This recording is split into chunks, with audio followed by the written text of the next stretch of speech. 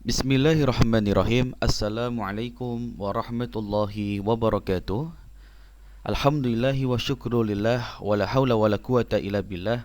Asyhadu an la ilaha illallah wa asyhadu anna Muhammadan abduhu wa rasuluh. Allahumma salli wa sallim wa barik ala sayyidina Muhammad wa ala alihi wa sahbihi ajma'in, amma ba'du. Anak-anak sekalian, alhamdulillah Allah kembali mempertemukan kita. Meskipun mungkin belum bisa bertatap muka secara langsung, mudah-mudahan rekan-rekan sekalian dan teman-teman sekalian senantiasa dalam kondisi sehat walafiat. InsyaAllah dalam pertemuan yang ke-6 ini, Ustadz akan kembali melanjutkan materi pembahasan kita di ilmu Balaghatul Quran, ya. Yang mana dalam kesempatan yang berbahagia ini, Ustadz akan membahas tentang pendalaman ilmu badi, ya. Kalau kemarin mungkin baru mukadimahnya saja, ya, atau mungkin beberapa penjelasan yang saya ambilkan dari Zutub maupun yang lainnya. Kemudian hari ini insyaallah coba akan kita perdalam, ya, yang termasuk bagian daripada ilmu badi. Yang pertama, dalam ilmu badi di sana ada aspek-aspek pembahasan, ya. Yang mana ilmu badi mengkaji tentang keindahan bahasa. Adapun cakupan ilmu badi itu sebetulnya yang pertama ada aspek lafdhiyah, aspek lafadznya, ya. Kemudian yang kedua ada aspek maknawiyah atau dari aspek maknanya. Maka sebetulnya kalau kita bicara tentang ilmu badi itu, nanti yang akan menjadi objek kajian kita adalah aspek lafadznya yang pertama, yang kedua aspek maknawinya, ya. Yang pertama aspek lafdhiyah atau lafadz. Dalam hal ini ada 3 tema penting yang membahas mengenai keindahan susunan lafadz. Yang pertama ada al-jinas, kemudian yang kedua ada al-iqtibas, kemudian yang ketiga as-saja. Apa itu? Yang pertama al-jinas. Al-jinas dijelaskan oleh para ahli ilm, ya, adalah 2 lafadz, ya, yang sama ucapannya tetapi berbeda maknanya. Ya, saya ulangi, yang disebut dengan al-jinas itu adalah suatu lafadz, ya, atau 2 lafadz yang sama ucapannya tetapi berbeda maknanya. Bahkan ia juga terbagi menjadi 2 macam. Apa itu? Yang pertama al-jinas at-tam, yaitu 2 lafadz yang sama pengucapannya dalam 4 segi. Yang pertama jenis hurufnya, yang kedua baris atau harokatnya, ya. Kemudian yang ketiga jumlah hurufnya, dan yang keempat adalah tertib urutan hurufnya, ya. Maka kalau ini dari aspek 4 ini, huruf, jenis hurufnya sama, harokatnya pun juga sama, jumlah hurufnya pun juga sama, bahkan tertib urutan hurufnya pun juga sama, maka inilah yang disebut dengan al-jinas at-tam, ya. Kemudian yang kedua ada al-jinas ghairi tam, atau 2 lafadz yang mirip pengucapannya tetapi tidak sama pada salah satu dari 4 segi atau sifatnya. Yang pertama jenis hurufnya, kemudian harokatnya, jumlah huruf maupun juga tertib urutan hurufnya. Maka kalau tidak memiliki sifat yang seperti hanya jinas tam tadi, maka disebutnya al-jinas ghairi tam, atau 2 lafadz yang mirip pengucapannya tetapi tidak sama. Contoh, kita masuk ke aplikasi. Al-jinas at-tam, 2 lafadz sekali lagi yang sama pengucapannya dalam 4 segi. Yang pertama huruf jenisnya sama, baris atau harokatnya sama, jumlah hurufnya, bahkan tertib urutannya. Ini contoh dalam Al-Quran, dalam Quran surah Ar-Rum, ya.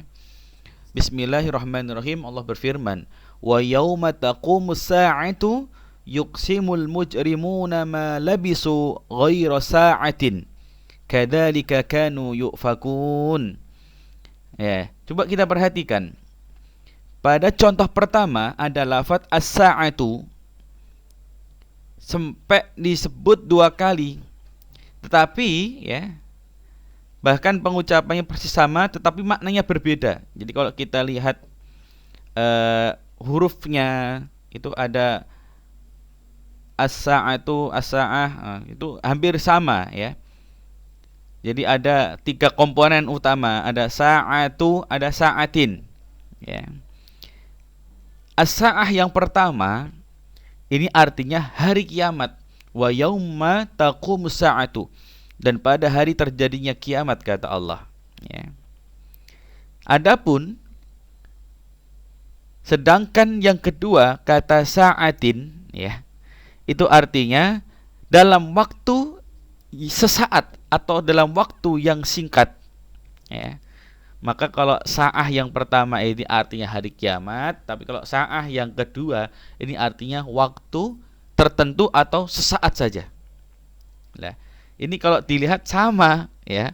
Komponen hurufnya itu sama, ada sa, ada ain, ada ta marbutohnya ya. Lah, karena ada perbedaan ya, dari mungkin taskilnya, sakalnya, tapi sekalipun hurufnya komponennya sama, tapi bisa berbeda makna ya. Urutannya juga sama ya.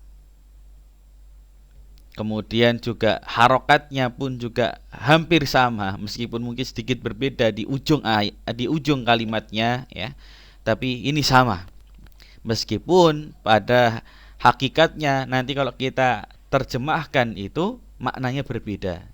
Jadi yang pertama as-sa'atu dimaknai hari kiamat, adapun sa'atin yang kedua adalah waktu sesaat atau waktu yang singkat saja. Ini yang pertama. Atau contoh lain dalam sebuah syair ada seorang penyair yang menulis dan sedih ya karena kematian seorang anaknya yang bernama Yahya. Wa sammaituhu Yahya li Yahya falam yakun ila raddi amrillahi fihi sabil ya. Jadi seorang penyair karena kehilangan anaknya qadarullah namanya Yahya ya. Kemudian waktu itu anaknya meninggal, lalu dia menulis wa sammaituhu Yahya, aku menamakan anak itu Yahya li Yahya, supaya ia hidup terus, falam yakun, akan tetapi ya, tidak ada jalan ila raddi amrillah ya, untuk menolak urusan Allah ya, fihi sabil ya, jalannya, atau dalam hal ini diartikan kematiannya. Coba kita perhatikan ya. Pada contoh lafadz Yahya yang saya garis atau saya berikan tanda kuning di sini ya, Yahya, kalau kita lihat disebut 2 kali dan jenis pengucapannya persis sama. Yahya di sini di awal wasamaituhu Yahya. Yang kedua pun juga li Yahya, sama persis ini. Ya. Lah, tapi ternyata maknanya berbeda. Maknanya berbeda. Wasamaituhu Yahya. Yahya yang pertama ini bukan menunjukkan kata kerja, bukan, tapi apa? Menunjukkan nama seseorang yang namanya Yahya. Li Yahya, lah baru yang kedua ini bukan lagi dia menyebut anaknya, tapi ini berupa sebuah fiil, kata kerja. Dia namakan namanya Yahya agar dia hidup. Jadi Yahya ini kan artinya hidup ya. Lah ini tentu ya, sekalipun mungkin secara harfiahnya, harokatnya sama, bisa berbeda. Maka tergantung penggunaan dan konteks kalimatnya harus difahami. Ini yang kemudian disebut dengan al-jinas at-tam ya. Kemudian yang kedua ada al-jinas ghairit tam ya, yaitu 2 lafadz yang mirip pengucapannya tetapi tidak sama pada salah satu dari 4 segi. Jenis hurufnya, harokatnya, jumlah hurufnya, dan tertib urutan hurufnya. Ini contoh coba kita perhatikan dalam Quran surah Ad-Duha ya. Fa ammal yatima fala taqhar wa ammas sa'ila fala tanhar ya. Coba kita perhatikan yang saya garis atau yang saya berikan tanda kuning ini. Fala taqhar ini yang pertama, yang kedua fala tanhar. Jadi pada contoh di atas lafaz taqhar dan tanhar persis sama baris hurufnya. Ya, coba kita perhatikan susunannya sama persis. harokatnya pun juga sama, fathah sukun, fathah sukun, fathah sukun, fathah sukun. Tetapi yang berbeda adalah jenis hurufnya, di mana pada lafadz yang pertama takhar bil qaf, ya, menggunakan huruf qaf yang berada di antara huruf ha dan ta. Adapun kata yang kedua tanhar menggunakan huruf nun yang berada di antara huruf ta dan ha. Maka di sini pun tentu maknanya pun juga akan lain. Ya, fa ammal yatima fala taqhar. Sebab itu kata Allah terhadap anak yatim, janganlah kamu berlaku sewenang-wenang, takhar. Wa ammas sa'ila fala tanhar, dan terhadap orang yang meminta janganlah kamu menghardiknya. Jadi takhar dengan tanhar itu berbeda makna. Kalau takhar artinya sewenang-wenang, kalau tanhar artinya menghardik. Lah, maka inilah ternyata beda satu huruf saja. Meskipun mungkin barisnya atau harokat hurufnya sama, model kalimatnya juga sama, ya. Tapi ternyata karena perbedaan satu huruf saja itu bisa merubah makna yang terkandung dalam suatu kalimat. Ya, ini disebutnya al-jinas ghairut tam. Atau contoh lain, ya. Sebagaimana dalam sebuah ungkapan, ya. Ad-dainu yahdimuddin. Saya ulangi, ada kalimat contoh ad-dainu yahdimuddin. Ya. Ad-dainu yahdimuddin. Ad-dainu yahdimuddin. Coba kita perhatikan, ya. Pada contoh lafadz ad-dainu itu persis sama jenis hurufnya, jumlah huruf dan tertib urutan hurufnya, tetapi yang berbeda adalah baris atau harokat hurufnya. Di mana pada lafadz ad-dainu yang pertama ad-dal bil harokat fathah. Perhatikan, ad-dain, ad-dain fathah, ya. Sedangkan pada ad-din yang kedua, ya, ini bedanya dalnya berharokat kasroh. Lah ini. Jadi kalau kita perhatikan ini sama loh ya, komponen hurufnya sama. Alif, lam, dal, ya, nun. Ini juga sama, alif, la, dal, ya, nun, ya. Tapi karena harokatnya yang berbeda, ini bisa merubah maknanya. Ad-dainu, ad-dainu, dalnya berharokat fathah, ini artinya hutang. Yahdimuddina. Lah, ad-din yang kedua, dalnya itu pakai kasroh, ad-dina. Maka di sini bukan diartikan hutang lagi, tapi ad-dina itu artinya agama.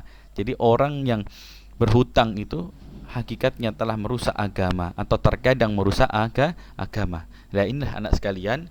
Jadi ternyata ya Masya Allah ya, dalam Al-Quran itu beda huruf, ya, beda taskilnya, harokatnya, itu bisa merubah makna. Maka kalau kita membaca Quran, usahakan hati-hati, pelan-pelan. Kalau perlu juga dikaji maknanya. Biar apa? Kita tahu letak perbedaannya. Apakah ini maksudnya al-jinas, at-tam, atau ghairut tam, ya? Kenapa perbedaannya sampai bisa merubah arti?